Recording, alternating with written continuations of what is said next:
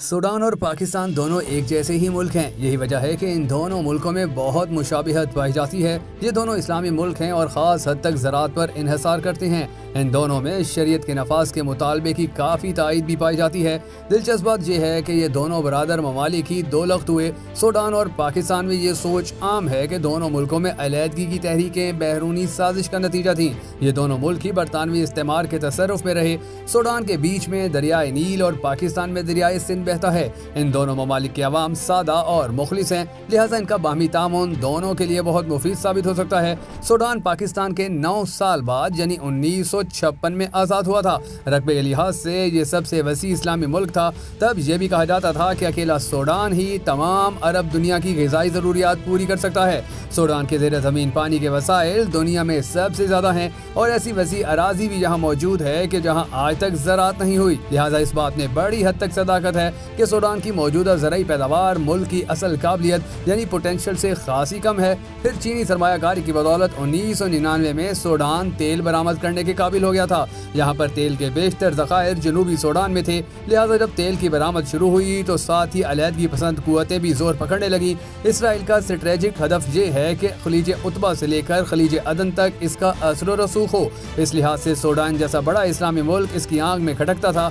चनाचा जूं ही 2011 में जनूबी सूडान रेफरेंडम के जरिए अलहदा हुआ तो नए मुल्क का खैर मकदम करने वालों में ये मुल्क आगे था। ये भी कहा जाता है कि नया मुल्क बनाने में मगरबी गैर सरकारी तंजीमों, NGOs और कलीसाओं का भी फ़ाल किरदार था। जनूबी सूडान की आबादी का बड़ा हिस्सा ईसाई या हैवान परस्त है। 1911 में जनूबी सूडान की अलहदगी देखने में तो पुरअमन तरीके से हुई, लेकिन इसके पनस मंजर को देखें तो ये तवील खाना जंगी का मंतकी नतीजा थी। इस खाना जंगी के दौरान मुसलमानों का मुतालबा था कि मुल्क में शरीयत नाफिज की जाए। नफाज शरीयत की तहरीक शुमाल में ज़्यादा मकबूल थी, जबकि जनूब में इस बारे में तहफ़्फ़ुज़ात थे।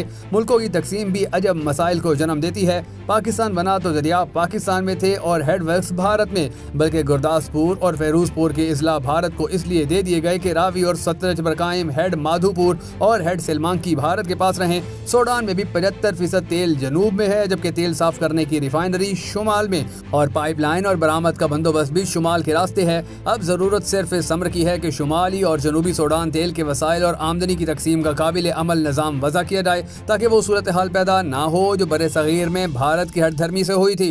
इस सिलसिले में ज़रूरी है कि सूडान, जिसकी 30 लाख की आबादी अब भी जनूब से 3 गुना ज़्यादा है, बड़े भाई का किरदार अदा करे। बसूरत दीगर वही चपकलिश सूडान के दोनों हिस्सों में चलती रहेगी जो बरे सगीर को आज़ादी के बाद नसीब रही और जिसकी वजह से भारत और पाकिस्तान दोनों के अवाम पसमानदा और गरीब रहे।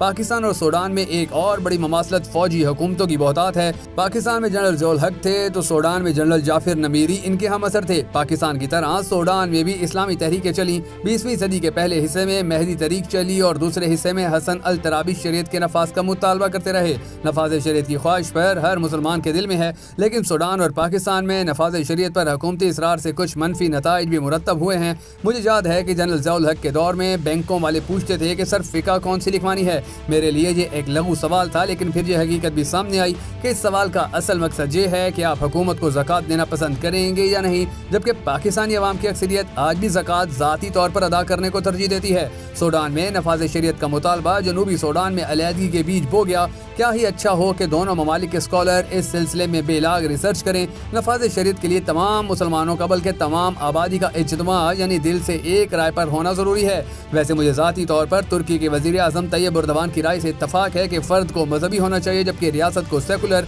इस सिलसिले में मुतअद्दिद आरा हो सकती हैं। और अब आते हैं इस आम एतकाद की तरफ कि सूडान और पाकिस्तान दोनों बैरूनी साजिशों की वजह से दो लख्त हुए थे। मुझे इस नज़रिए से सिर्फ 50% इत्तफाक है। मुझे याद है कि 1963 में मशरकी पाकिस्तान से तजवीज़ आई कि सदर ममलिकत का ताल्लुक एक बार मशरकी हिस्से से हो और दूसरी मरतबा मगरबी पाकिस्तान से। याद रहे कि उस ज़माने में पाकिस्तान में सदारती निज़ाम था और तमाम अख्तियारात सदर के पास होते थे।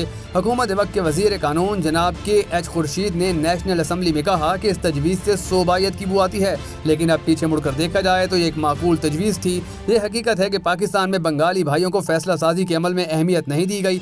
इसी तरह सूडान में जनूबी सूडान के लोग अहम सरकारी ओहदों पर बहुत कम کم تھے۔ مجھے اس بات سے جزوی اتفاق ہے کہ دونوں ملک بین الاقوامی سازش کا نتیجہ بنے، لیکن اس بات سے بھی کوئی انکار نہیں کر سکتا کہ دونوں سے سیاسی غلطیاں سرزد ہوئیں اور ظاہر ہے کہ غلطیوں کے نتائج منفی ہوتے ہیں۔ فارسی کی کہاوت ہے کہ اپنی کی ہوئی غلطی کا علاج نہیں ہوتا۔ ان دونوں ملکوں کو ان غلطیوں کا ادراک کرنا چاہیے جو ان سے سرزد ہوئیں، تاکہ آئندہ ان غلطیوں سے اجتناب ہو سکے۔ 2004 کی بات ہے کہ میں وزارت خارجہ میں ایڈیشنل سیکرٹری برائے مشرق وسطیٰ اور افریقہ تھا۔ مجھے اس بات کا شدت سے احساس تھا کہ پاکستان اور سوڈان کے روابط کو مزید بڑھانے کی ضرورت ہے۔ چنانچہ اسی سال دونوں ممالک میں ایک معاہدہ ترتیب دیا گیا کہ دونوں ممالک کے فارن آفس ہر سال ایک مرتبہ باہمی مشاورت کا اہتمام کریں۔ پاکستان اور سوڈان کا جوائنٹ اقتصادی کمیشن بھی غیر فعال رہا ہے، حالانکہ دونوں ممالک میں انرجی اور زراعت کے شعبوں میں تعاون کے وسیع مواقع موجود ہیں۔ جب ملک اندرونی خلفشار کا شکار ہو تو بیرونی طاقتیں اس کا بھرپور فائدہ اٹھاتی ہیں، لہذا جمہوری عمل کے ذریعے سیاسی بلوغت کا ہدف حاصل کرنا ضروری ہے۔ اقتصادی ترقی بے محل سیاسی لڑائیوں کو کم کرتی ہے۔ پاکستان اور سوڈان دونوں وسائل سے مالا مال لیکن پسماندہ ہیں۔ وسائل کے صحیح استعمال کے لیے فنی تعلیم اور درست اقتصادی پالیسی ضروری ہے۔ پاکستان اور سوڈان کو چاہیے کہ باہمی تعاون سے اپنے عوام کا معیار زندگی بہتر بنائیں۔